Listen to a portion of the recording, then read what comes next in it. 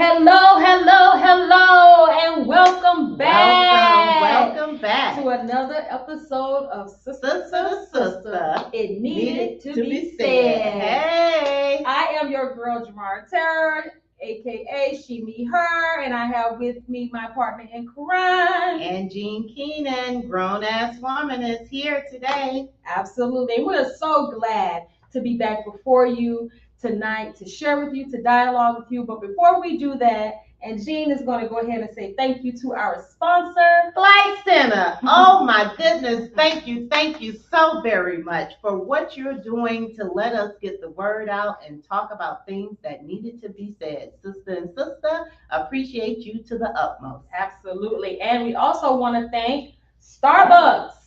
Our neighborhood Starbucks located on Broward and 29th and 27th and it's 29th. Yeah, 29th. It's 29th. Broward and 29th in Fort Lauderdale, Broward County 954, the neighborhood Starbucks, and it is also known as the what? The only urban Starbucks in Broward County. That's right. There are three in the state of Florida. Three. One in Tampa, one in Miami, and one in Fort Lauderdale. Yes. Okay, and that is the store that supplies us with our libations and our snacks and things like that. So we appreciate them for that. So having said all that, again, we want to thank you guys for taking time out of your schedule to join us again for this most exhilarating conversation that we are about to have tonight. Yes, we are. So get ready. Get ready, because it's about to get real raw and what? A little bit ridiculous. It's gonna be a little bit. But let me tell you this: when we start having this conversation, you're not left out. You can call in,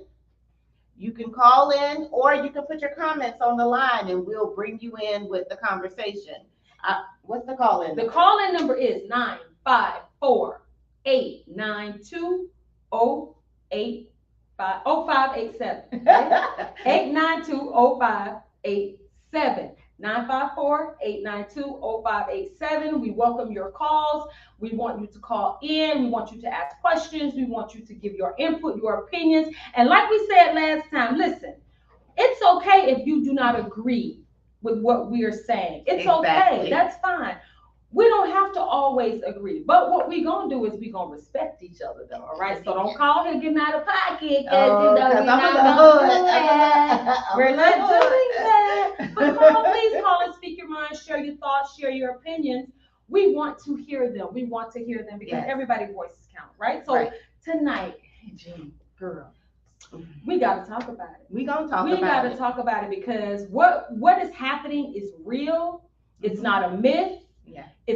We're not conspiracy theorists. No. We're not crazy. This is just not something that's in our head. We're not just being angry Black women. No. Listen, we are conscious. We are well aware. Mm-hmm. And we have a clear and keen understanding of what is going on in our communities. Okay, so y'all, you know what I'm saying? They did it to Washington, D.C. That ain't Chocolate City no more. No. It's not Chocolate City no more. And let me tell you something. It's tricking its way down to South Florida. So before you get into that, just give them a snippet of what is the topic. Okay, so we're going to be talking about gentrification. Gentrification. And for those of you who don't know what gentrification is, I'm going to tell you. I'm glad you asked because I want you to know. So gentrification is the process where the character of a poor urban area is changed by wealthier people moving in. Wait a minute, say that again. Gentrification is the process. Process. So the reason I wanted you to read it over again is it made me think about some of these areas, you know, the way they are saying they're providing these services and stuff to our community. It's a process. It's a process. The limited service it's and strategic. That's the word. Strategic. Gentrification is the process where the character. Listen now. They say character, I say culture, but that's just me. Okay. Of a poor urban area is changed by wealthier people moving in. Now, wait, I got to stop you again. I'm sorry. Okay. But I want to be clear. It's not, sometimes in some neighborhoods, it's not in that manner. Right. Okay. Right. Because depending upon the comprehensive plan. Okay, let's keep going. Because I don't want to get you all worked up. Yeah, worked up. Yeah, you got to get worked up later, not right now. Yeah, let's work you up later, not right now. So we are going to be talking about a specific neighborhood tonight, right? We're going to be talking about a very, very well-known neighborhood in the county of Broward, in the city of Fort Lauderdale, affectionately known as Sistrunk, right? So let me give you guys a little bit of history about Sistrunk, and after that, we're going to go deeper. We're going to delve deeper into this thing, right? Even to the point where we're going to be talking to an amazing person that's going to come in here and educate all of us about what's really going on in the hood. So, James Franklin Sistrunk, affectionately known as Doc Sistrunk, okay? Born in 1891, died in 1966, right? He graduated from Meharry Medical College in Nashville. He arrived in Fort Lauderdale April of 1922 as a qualified surgeon, okay? But he was not allowed to perform surgical procedures in white hospitals. So, in 1938, he was joined by Dr. Von D. Mizell. Y'all remember that? Y'all know that name, Mizell, Fort Lauderdale, to establish Fort Lauderdale's first medical facility for Blacks, for us, Providence Hospital, right? So Dr. Sistrunk delivered over 5,000 babies throughout Broward County. He made house calls to assist those who were financially strained. Northwest 6th Street in Fort Lauderdale is named after him, Sistrunk Boulevard, and the bridge over the North Fork on Northwest 6th Street is named J.F. Sistrunk Bridge, right? So that's just a little bit. There's a lot, but that's just a little bit about Sistrunk and the significance of Sistrunk and how Sistrunk came to be. It came to be because there was no place for us to go, so we built from what we had, right? And now, like always, here they come. Here they come, here they come. So what we want to do is we want to bring on our very special guest. Yes, we have a very special guest. We do have a guest. We have a very special guest tonight. We are so excited to have her with us tonight. I mean, I had an opportunity to dialogue with this sister, and I'm telling you, she knocked my. I'm telling you, this sister was talking, and I was taking notes.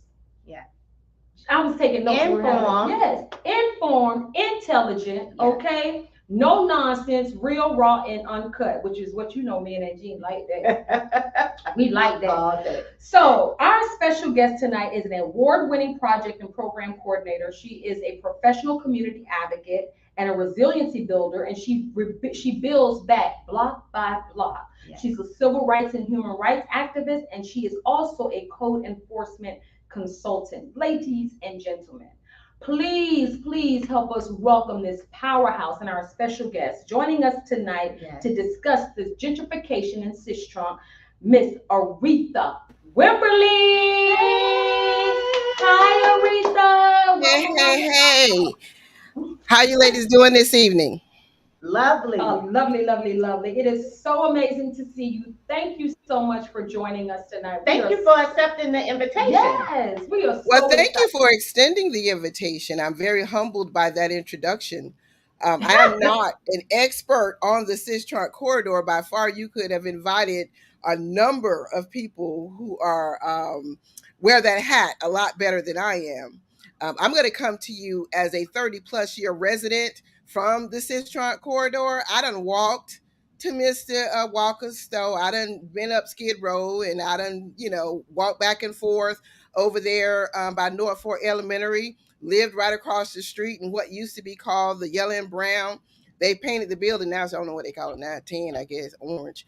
But anyway, I lived in the green apartments, and I graduated like so many other persons from that community. We used opportunities for education to lift us up and to advance our careers.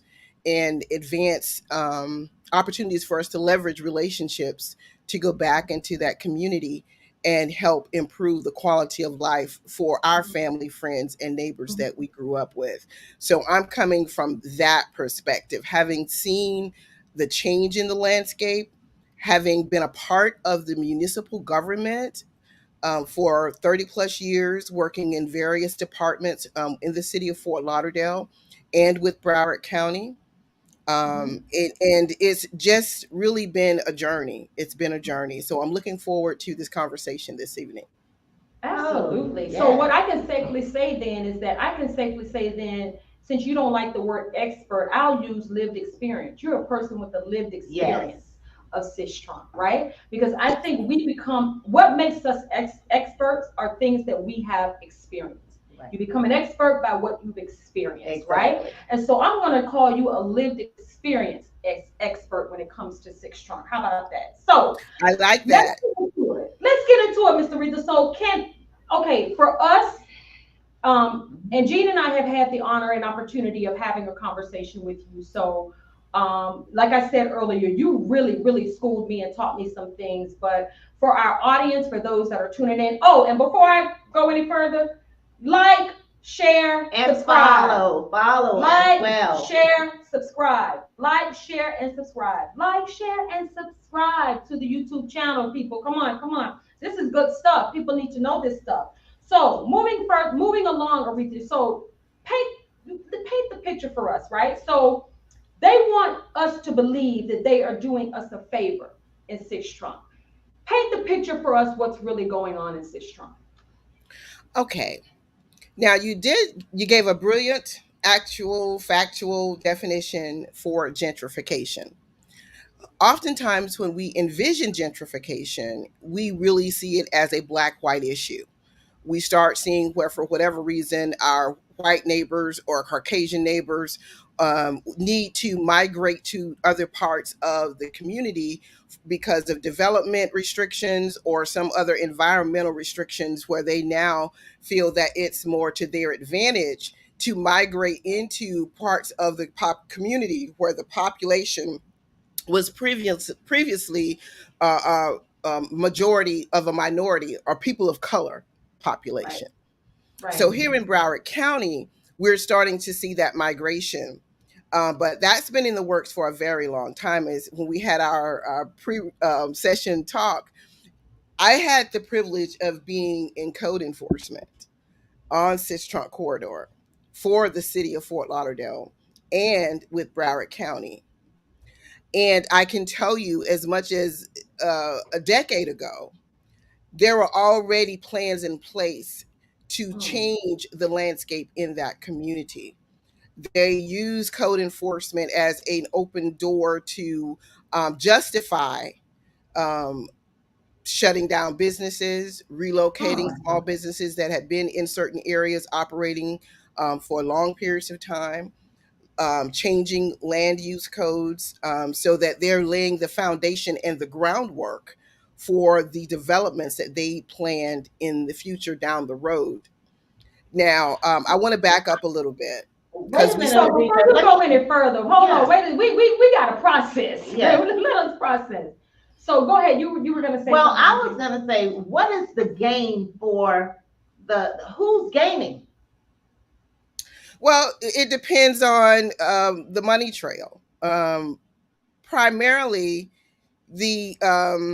the local government will tell you that it's beneficial to the taxpayers because you're going to be getting people coming into the community who has the resources that can translate into additional dollars into the tax coffers.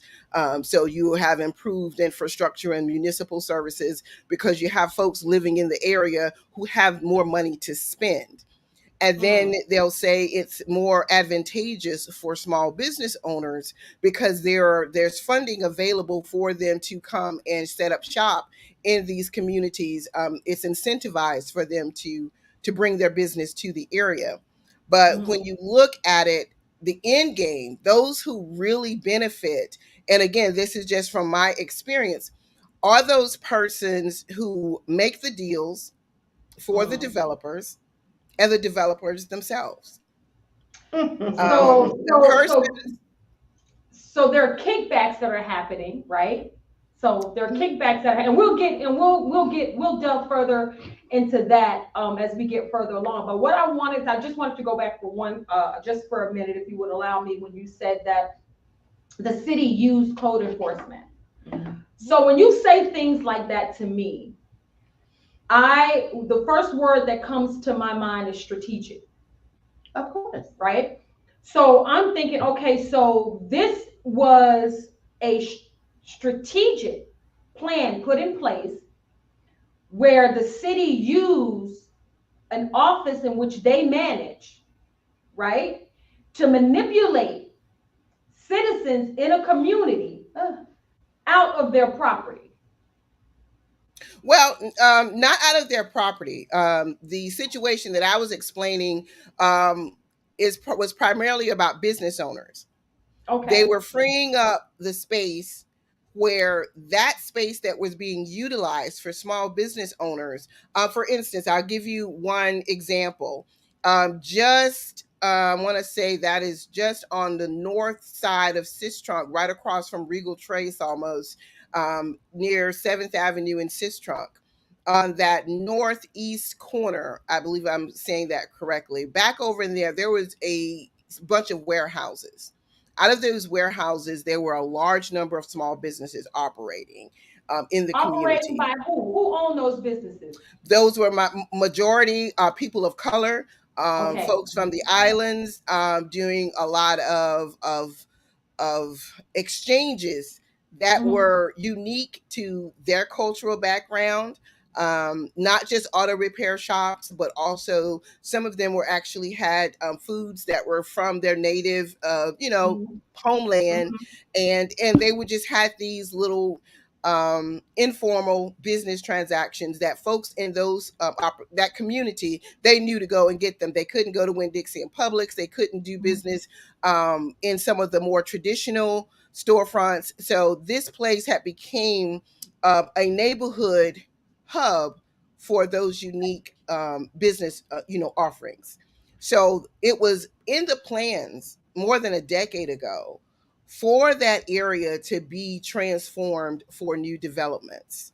Mm-hmm. Um, so they could not move forward with with those projects unless the existing small businesses, unless the existing land use was changed. It had Mm-hmm. to be moved or shut down in order to make way for their plans to come to fruition. So, what they don't think about are those small business owners who are also fathers, who are also mothers, who are using that income to support their household.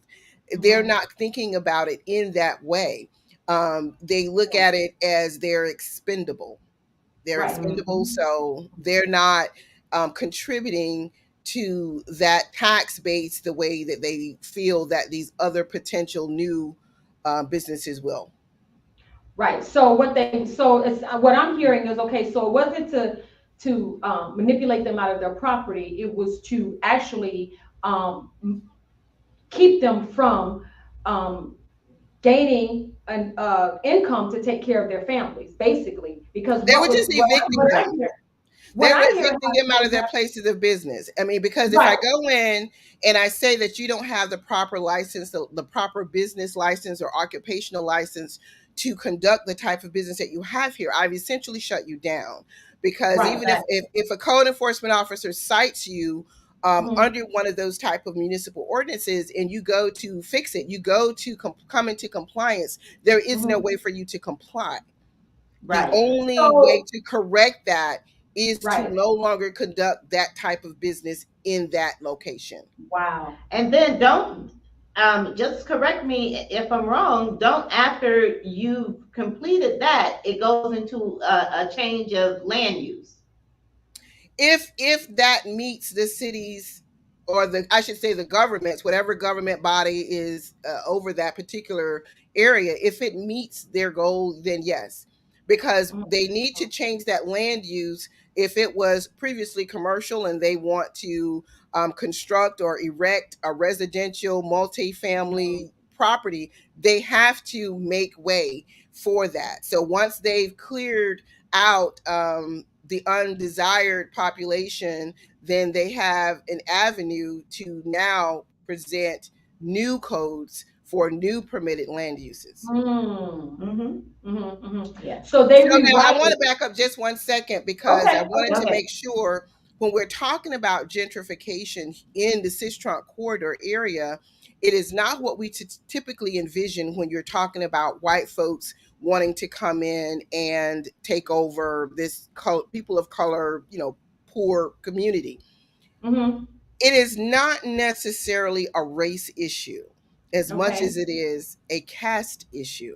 Tell the people the So difference between explain to the people about the caste system. Say it. Because a lot of people don't understand what what caste we're system. dealing with here in Broward County is not where we have to fight for our rights as Black folk, people of color, whatever they want to call us. They've changed our name. We've been Black, we've been colored, we've been Changing Negro. our There's identity. this whole big debate about No, African American, we got part. Caribbean American, Jamaican American. We got a little bit more melanin in our skin than some other folk. And so therefore, that is not that's not our battle. Okay. What Okay. we're dealing with is a caste system, whereas people see you as less than desirable and undeserving of respect, of the same consideration, of basically that word that you see behind me. It says equity. They don't need to figure you into that equation for anything that's equitable Because you don't matter. because you are not on their level. You are not from how I want to put it. You're not a ranking or in a standing where you matter as much as these other people who have achieved great academic success, who have achieved great success in their professions, who've advanced to some very high ranking positions of power and influence. So based upon that, what suits their needs outweighs Right. yours. Right. And you go find somewhere else while we make way for their needs. Yeah. But And I'm gonna my give you a prime example of that in a few minutes. So, Aretha, with property and say neighborhoods and communities, it's like, okay, the land, land is becoming scarce now. Is that one of the reasons they're doing it? Because I had someone ask me, because land is becoming scarce, and the only way for certain people to live in a zone, what do you call it, flood zone free area, we have that property. Well, definitely, the city of Fort Lauderdale, for instance, has a lot of vulnerabilities when it comes to development. And those stem from low sea level, being below sea level. A lot of the developments actually that you see in Flagler Village and along Federal Highway, when they were initially constructed, they were below sea level. And there was a lot of, brouhaha because they weren't supposed to build those to begin with. They did not get the proper approvals to finalize the development, but it was incentivized for someone to move forward with those developments anyway. So after they went ahead and cleared up the bureaucracy and the red tape, and then they just went crazy and start developing. But you won't see a whole bunch of new developments along the beach or the shoreline, the coastal part of the city, because the infrastructure simply will not support it. You can look at the comprehensive plan. You can also look into the sustainability action plan, where it details the vulnerabilities for the city of Fort Lauderdale and them being below sea level, and some of the infrastructure and water management issues that are critical for development that simply are just not there. They've been compromised by overdevelopment for decades. And But they're there anyway. Hurricane Sandy just made it all the more damaging for any new development along the coastal areas. So they have to come back west. Mhm. Mhm. Now I lost your picture there. I don't know if that was intentional or not. We coming We're back, working on it. We're coming back. but we can still talk. Yeah, we can still talk. So when you just said something so significant. So Hurricane Sandy, right? Because when you started talking about the sea levels and because of the sea level and the fact that they were not given the permits and the clearance to build on that in that particular area. And as I go in that particular area, I see all of these things there now, all of these high rises, even the batches there, because I've gone to brunch there at the batch. So my thing is like, okay, when you talked about Hurricane Sandy, explain to the people the significance of that, because is Hurricane Sandy the reason that they over there, that they had to come over there? Like I what? wouldn't say it's the only reason, but it's definitely a significant factor in my How is opinion. it significant? Explain to us Because how it's it significant. okay, let's all just think back just a couple of years, maybe 2, 3 years ago, to the before the previous city manager left his position. And Angine, you may remember this. Some of our neighbors over in Boulevard Gardens brought it to our attention that the sewer was actually being transported over into the unincorporated poor neighborhoods in the middle of the night. They were Yeah, literally, the sewage system could not yeah, handle the waste yeah, in the city. And they were yeah. literally transporting waste all day long. It was just like a revolving door from one It was, sewer system to another let me because they could let me not say this manage their real quick, capacity. Aretha. Aretha, I'm gonna stop you 1 second because Jamaro is looking very confused as to what. Literally, throughout all through the night, it was trucks coming into the inner city communities and bringing the sewage from out east over into our neighborhood to put it down. I know you lying No, I'm to not. me. But You no, lying it's to true. me. No, it's true. And it was so bad that with Aretha's advocacy, because she was on it, we had to shed some light on this situation. So they just really don't. They just Go ahead, Aretha, please, because No, tomorrow was looking the reason lost. I brought that up is it speaks to the damage of the how compromised the infrastructure is. The wastewater and water and sewage systems were and probably still are in the city of Fort Lauderdale. So when you do not have that infrastructure available to support new developments, what are you going to do? I mean, you can't just keep building when there is, the developers know that you're going to have the potential of seeing happen in Fort Lauderdale what happened in Miami. Buildings just crumble after a few years because the infrastructure simply cannot support new developments. And so you. that building down in Miami, I'm just it's, saying. you know what, that everybody saw that coming, but it was worth it to them to, keep that money coming in, pretending like they didn't know.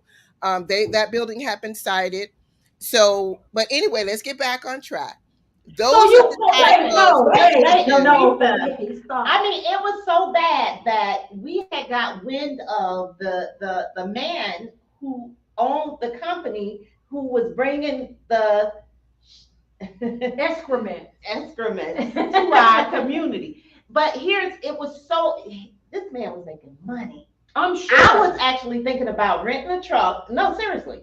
I was like, I'm gonna rent me a truck. I'll haul the shit from out east and bring it over, just because he made a lot of money. Oh my God. And not only was he making money, the taxpayers need to understand how much money the city was paying workers in overtime, day and night, to Yes. operate those trucks to keep the pool moving.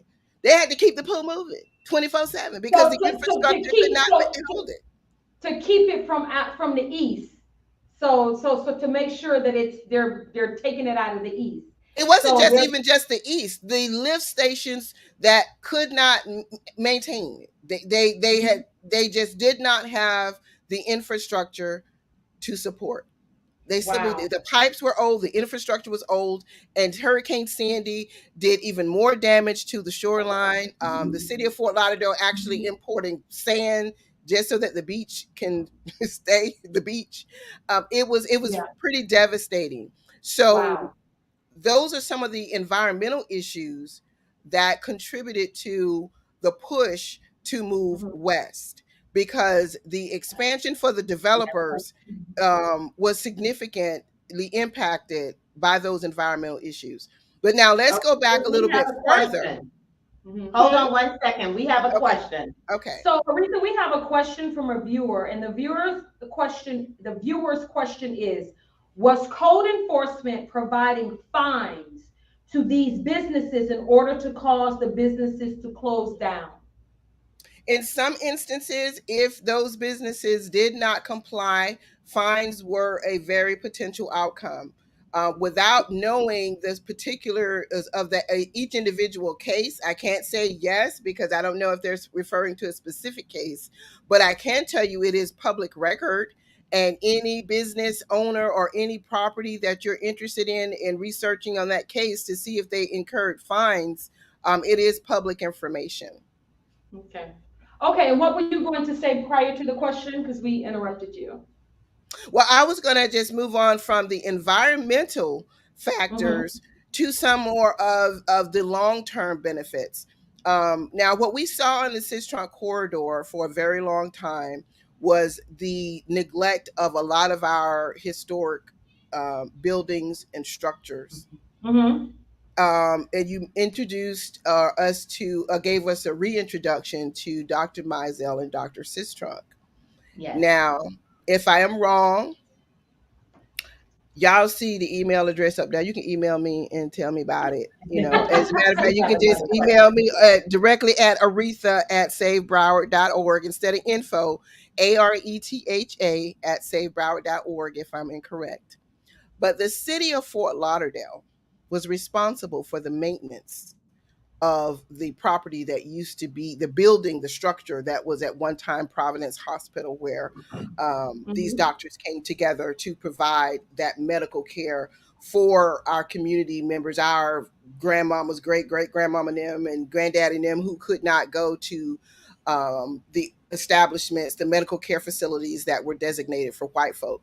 Now, they could have maintained those buildings over the decades, but they Mm-hmm. allowed those buildings to become neglected to the point that they were no longer structurally sound for rather it to be residential or commercially occupied. So now we start looking at historic preservation Mm-hmm. by allowing these properties to fall into neglect and disarray and become a structural, Hazard. hazard or risk in the community. Mm-hmm. Now Mm-hmm. that justifies them coming in and building you a brand new YMCA. Let's talk So about the YMCA, Aretha. Let's talk about the YMCA. But wait a minute. now, You now, just now, said mind you, I'm a something. member and I love my YMCA. It's a nice facility, but It's very it beautiful. definitely was a one hand washes the other, because essentially, in my opinion, what that new development did was take the spotlight off of the city of Fort Lauderdale, off of people in the building department and the facilities management department who had neglected that building for decades, and the people who were watching, the gatekeepers. They did not put pressure on the city to invest over the years to maintain that structure in a condition that we could maintain and retain the historic preservation of the property. By the time Mhm. the YMCA structure came about, they had allowed it, so much of it, to be taken away and chipped away until we could no longer get the historic preservation declaration for the parcel or even the building. But who was responsible for that? How did that happen? How do you Yeah. go in other parts of the city and you still see structures that are relevant to their culture and Mm. historically significant to them? The Stranahan House. How did we make sure Ooh. the Stranahan House did not become Ooh. in a Walking state hard. of neglect like Providence Hospital? I'm just saying. And again, No, Aretha no, no. We at want St. you to Charles say. I Meadows. want you to say because you just said It something needed right to be there. The said. Stranahan House is still standing. Right. The Stranahan House is still bringing in hundreds and thousands of dollars in fundraising. And I just went not too long ago, a few months ago, I was invited to a function downtown in honor of or fundraiser thing for I was the guest of with the Stranahan House. And I'm like, okay, but you just said something so important. So what about Providence Hospital? So let's talk about, okay, the YMCA. I'm gonna throw two other things out there at you, Aretha. The Tatertown parcel, okay? Yeah. And what's the comprehensive plan for Sistrunk? Has anybody seen it? What is it? What it look like? What's in it? What it do? What it don't do? Like You see me putting up the cross for that? I need the Lord Jesus to come and protect me. And we're going to talk Wait, because Aretha, look, there is so much. Aretha, Mhm. Aretha, can anybody go down to the county and obtain the comprehensive plan? You can request a copy of the comprehensive plan from Broward County for the Tatertown. That would be part of the unincorporated area. Um, can you I will explain to our say viewers, Aretha, what the comprehensive plan is? the comprehensive plan is normally a 5 to 10 year goal setting plan that's set forth by the commissioners, supposedly in partnership and collaboration with civic leaders, community members, where they devise an economic plan that's around environment, health equity, economic job force creation. And these are the type of endeavors that they're going to pursue in order to improve the quality of life overall for the people in Broward County. And the unincorporated areas, their plan is a little bit unique than for what you may see with some of the cities, simply because Broward County is the governing body for the unincorporated area. The Broward County is their city for all lack of a better term. Whereas with other cities like Fort Lauderdale or Sunrise or Plantation, Oakland Park, they have another government body that's looking out for their best interest or trying to submit a plan that is equitable and inclusive. But if you know what we find a lot with Broward County, because these areas were supposed to be incorporated into neighboring cities over a decade ago. I believe the state mandated for them to be incorporated, but the cities didn't want to take them because they just were the tax dollars to maintain them, the public safety, law enforcement, and all that stuff was just Mhm. too costly. So they end up staying outliers. And this Mm. comprehensive plan, it has changed a number of times. Mm. Okay. So Usually who's with the doing change of the guards, there's a change of the plan. So Okay. wait a minute, Aretha. Okay, when you were speaking prior to, you began to name who's all at the hands or the table of this whole comprehensive plan. And when you say community leaders, I immediately I'm like in my head, okay, she named the city government, she named all of them that will be there, but you said community leaders. So you mean to tell me, when I think about community leaders of the hub in our Black and Brown communities, our community leaders are in our churches, outside of our city government. So right? you mean to tell me that our communities, or the people that are speaking on behalf of the communities, are our leaders that are in our churches that's making decisions for our community, that's possibly selling us down the road of becoming gentrified? Say what? Did you speak into the mic? So Now I Just need to go to church Sunday. Don't try to have me so, escorted we to the back. The usher ain't gonna give me my cracker for communion. But anyway, they so gonna pass by you when they handing out they the gonna pass communion right on by crackers. me and No, say they just you gonna don't tell get the you don't body bring and that possibly not the blood either. Angie But with you. But no, I'm serious. On a but real no, on tip. a serious note, um, when elected officials want to reach into communities that they consider to be hard to reach communities, minority communities, marginalized or disenfranchised, whatever label that they come Mhm, up with to mhm, get grant money. Um, they usually go to places of worship. They will usually include religious leaders in that conversation.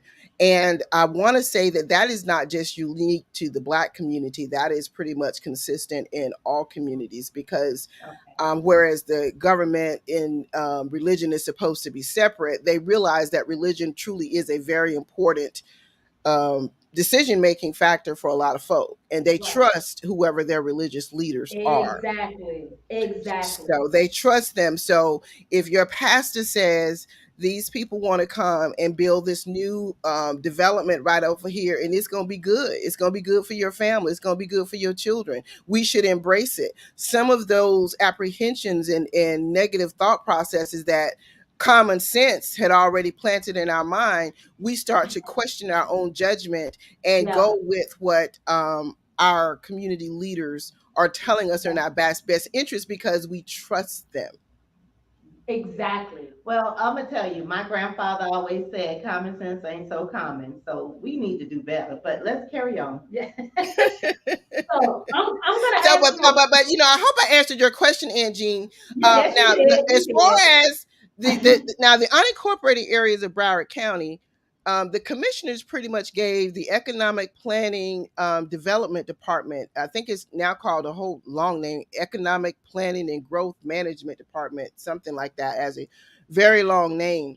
Under them was the purview for the municipal services that was provided to the unincorporated areas, including code enforcement.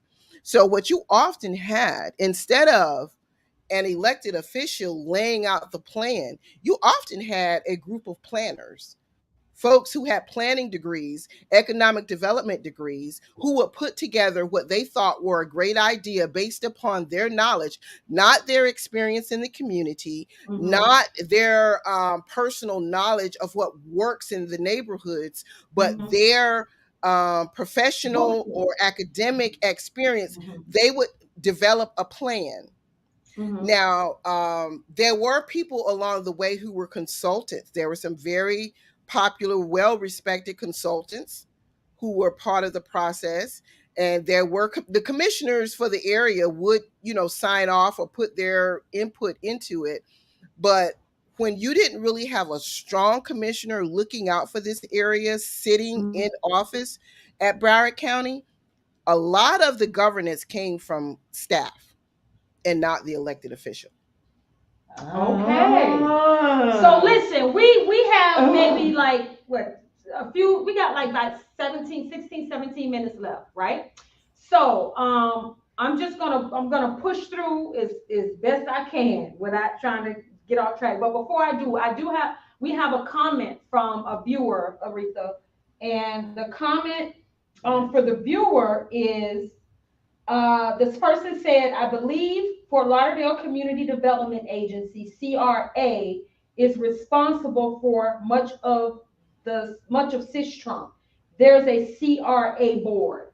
That's the comment that came from one of the viewers. You want to elaborate on that? Yes, just a week ago, I provided proxy services through my nonprofit for one of the low income rental communities along the Sistrunk corridor. On the agenda was a request for the city commission to approve a project over $5 million for to build 1 and 2 bedroom apartments, instead of choosing a project that provided a mixed use where the people could have access to fresh fruit and vegetables, healthy eating options, and some of the community assets that Angie and you worked really hard on doing the healthy community zone. We worked for 2 years promoting, creating a healthy built environment for that area for Sistrunk, extending into the Central County community, which is also part of the unincorporated areas. And what they were proposing was a mixed use, not, I'm sorry, it was a mixed use, but the housing, this is kind of how some of the conversations I heard you all saying earlier about how they displace people out of the community. When your new housing residential developments exclude the existing population, you better make sure you do not lose your existing lease for any reason, because the new developments are not planned for you to stay. Because think about this, the project that we objected to and we opposed was they labeled it as affordable housing. This is where this caste system I mentioned earlier comes into play. They're no longer interested in what benefits low income residents. Low income residents were mentioned multiple times during the support for this project. They want it to be called affordable housing. Now, this affordable new housing is to attract people who are in professional jobs or able to change the economic landscape in the community, so to speak. And they're not all white folk, they people of color. So this CRA was asking $5 million to build 1 and 2 bedroom apartments that the existing population have no use for. It is, and there was no secret that they are not even looking for them to be potential tenants. Where you have one of the commissioners who's leaving in anyway. So 2 of them who are leaving anyway, the 2 that voted for it, one is moving on to county commission, the other one, she's leaving to pursue other endeavors, who were supporting it. There she's her reason for supporting is because her daughters are educators and they need someplace affordable to live. Okay. But with that, what you got to do with this community footing the bill for that or making way for that? Okay. What about bringing in some of the amenities to the existing population to improve their health and for health equity for them? One of the commissioners saying he wants to be able to drive his Porsche and his golf cart through the neighborhood over off Sistrunk the way that he does down at Fat Village. Not interested in any more low income folks. Aretha, you about to make I'm sitting here like, did I hear you correctly? And listen, and I can attest not exactly to what she's saying, because I'm not at the tables and the meetings that she's in, but I've been in certain meetings where you have city officials and commissioners that say things that are just it's astonishing. It really is astonishing, some of the things that come out of their mouth. I have a question. Okay, yeah. Aretha, someone told me we have a question. It says, speak on how the opportunity zones are structured and how it can either benefit or harm the community. The opportunity zones is really something you should. I would suggest you go down to the Office of Economic and Small Business Development and get a better understanding, because essentially it incentivizes developers to come into lower income neighborhoods and build housing. Now, what's considered affordable housing? I mean, again, they can say it's affordable housing, but it still is not intended for the existing population. So they could possibly qualify for that funding that's under the opportunity zone to come into your neighborhood and build structures that are not meant for you. And it is not a secret it isn't meant for you. In the meeting that just last week, there was no biting of the tongue or holding back. we ain't talking about you. We talking about retired professionals. We're talking about people who are up on the upper income scale, but stayed in the neighborhood, and now they want these high end amenities. And if it means that you all have to go, then y'all just gotta go. And if you can't move in here, you just simply can't move in here. So that's the attitude. And I also want to say that the CRA does make significant impacts how they spend those dollars. Now, Angie, you remember a lot of promises was made from Mr. Walker's Groceries when we were doing the upper community zone. Now, I didn't see any of that come into fruition for Mr. Walker's Grocery, right? Because now that would have given the community access to fresh fruit and vegetables that they were asking for. They could have expanded the use or given him the resources to make his business more vibrant and in the community to meet those needs. But now check this, that didn't happen for whatever reason. But they gave over $1 million to a caterer to build out a structure to convert it to a restaurant, even though they ain't never had a restaurant business before. But they got over $1 million gifted to build out an existing structure and make it into a restaurant. The CRA. And the commission approved it. But now the community is still saying, but we need access to fresh fruit. We need these other things for our kids. We need other healthy built environment structures and things that are more pedestrian friendly, a more walkable community, and a safer community. They put the police substation over there, and I don't know what they're doing, but that's another conversation altogether. And the CRA funding that was, that I believe, in my personal opinion, again, it really could have been more beneficial to those mom and pops who held up the corridor for all those decades when nobody else wanted to come. They stayed.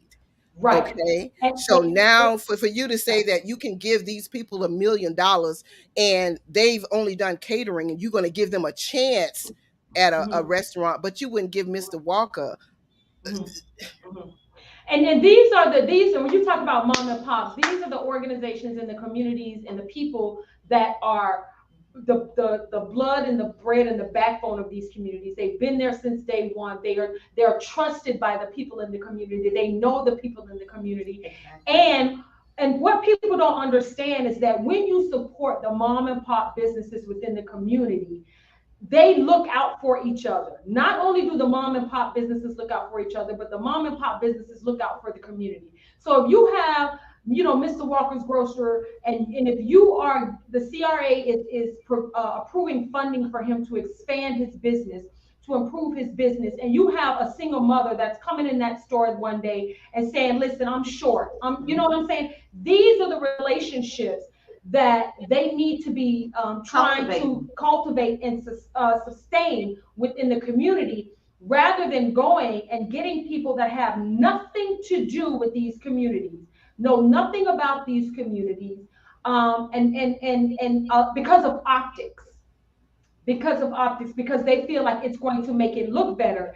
And we all know when you're trying to sell something, you dress it up, you clean it up. So when the people come that you want to buy, they see something that's appealing, right? And so we all know what's going on. But we have like 10 minutes left, Aretha, and I want to ask a question. Go ahead. Do you think they use the pandemic to steal Sistrunk? I definitely think they used the pandemic to advance some of the development projects, whereas they were telling us that they could not move forward with a lot of the affordable housing developments. That did not stop the construction and development down over there in Flagler Village. I mean, you see these properties that are just popping up like popcorn all over the place. But the developments that were promised to lower to moderate income persons, existing populations, I don't see where they made good on those promises. Now, when you talked about dressing them up to be more attractive, who do you think backs they dressed that up on?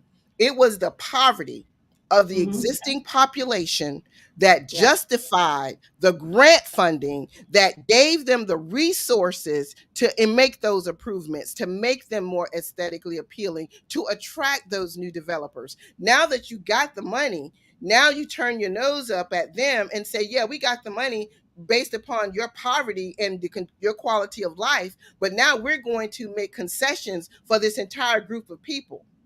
And you got to go. And you have to go. I mean, Right. if you can hang, you can hang. But if you can't, it is what it is. Now, and let's move back to code enforcement a little bit more and talk about how they changed the infrastructure of those neighborhood relationships. That's how they got rid of Tater Town, through code enforcement fines. Y'all know that, right? Wow. Code enforcement fines with the trailers. Rightly so, some of those trailers really did need to be replaced, and the person who's handling that business did not make a lot of wise business decisions and got himself into a predicament. And he did eventually sell the property to the county, but the county could have used that as an opportunity to establish a better market for the community, instead of just getting rid of this place that was also a community gathering place. We went there for every holiday to get your greens and your sweet potatoes, and you met up with your cousins and folks from high school and people you hadn't seen in a while at Tater Town. It was more than just a fruit and vegetable stand. And they got rid of it through code enforcement fines. And they did purchase it from him. But if they're so interested in having those types of resources for the community, why are they now letting it just sit there until the right opportunity comes along? I'm just saying. Okay. Well, listen. I want to say this, tomorrow. I know this conversation we had today is only about Sistrunk. Yeah. But if you're looking at this video, think about your own neighborhood. You may notice something prevalent to this message happening in your own neighborhood. As we're sitting here, I reside in the unincorporated Broward area. I work in a city, not calling any names, but it just got my head swimming with the knowledge. And it's so much more I want to ask Mr. Aretha so that I can help some of the people out. If you all had a chance to write down Miss Aretha information, please, I suggest you contact her. If you want to reach out to Sister2Sister, please do so. You can contact us through YouTube. You can contact us through our Facebook, and Jean Moss, Jamara Terra. We are available. Send us any questions or concerns or things. And if you want, if there are any topics you want us to discuss, send us those topics as well. And one thing, based on this conversation, I'm thinking we may need to bring this back for part 2. We need to bring it back. So we'll have a discussion with Miss Aretha about that. But I just want to go ahead and wrap up. We have about 2 minutes left. And we want to go ahead and say goodbye to Aretha. Thank you so much. We love you. Thank you for joining us. And let me tell you something. We will be discussing with you about part 2 of this segment. Thank you so much. Thank you. This might be a series. No. Could be. Yeah. Because this is a lot to take in. It's a lot. Yeah. I mean, I'm getting phones on my cell phone. I'm getting phone calls at my house. I'm getting letters in the mail of them wanting to buy my house. I mean, it's just so much we got to discuss. Now, we are wrapping up. We want to thank you for joining us. Again, click like, click share, and please subscribe. But we got to end with a nugget. Go ahead. So here is my nugget for this evening. Colfax, Louisiana Massacre, 1873. Wilmington, North Carolina Massacre, 1898. Atlanta Massacre, 1906. Elaine, Arkansas Massacre, 1919. The Tulsa Race Riots Massacre, 1921, which is also known as Black Wall Street. Rosewood, Florida Massacre, 1923. These are just a few examples of how this country ignores our blues but continues to steal our rhythm. We have been and will always be the driving force in this country. Our ability to survive anything, make something out of nothing, and thrive pisses you off. You are offended by our resiliency, and you are afraid and offended of our will to live free, unoppressed, and limited. We are the hills, the valleys, the mountains, the rivers, the oceans, the streams, and the land. The blood of our ancestors continue to feed the soil of this country. You didn't want us in our schools, so we built our own. You didn't want us in your neighborhoods, so we built our own. You steal our culture, take credit for our work, make us out to be villains, all while requiring us to be grateful. You resent our abilities because they remind you of what you lack. You create false narratives about us to justify your genocide. When we build it better, if you can't take it or steal it, then you burn it down. But hear me clearly. The days of bowed heads and lowered eyes are over. The days of worrying about what you will do are over. We will not go quietly into the night, and we will no longer do anything quietly. Knock, knock. Who's there? We are. Thank you for joining us for another segment of Sister to Sister. Join us again next time, and we will see you all the fourth Thursday of each month. All right. Click like, share, and subscribe. Thank you. Have a good evening.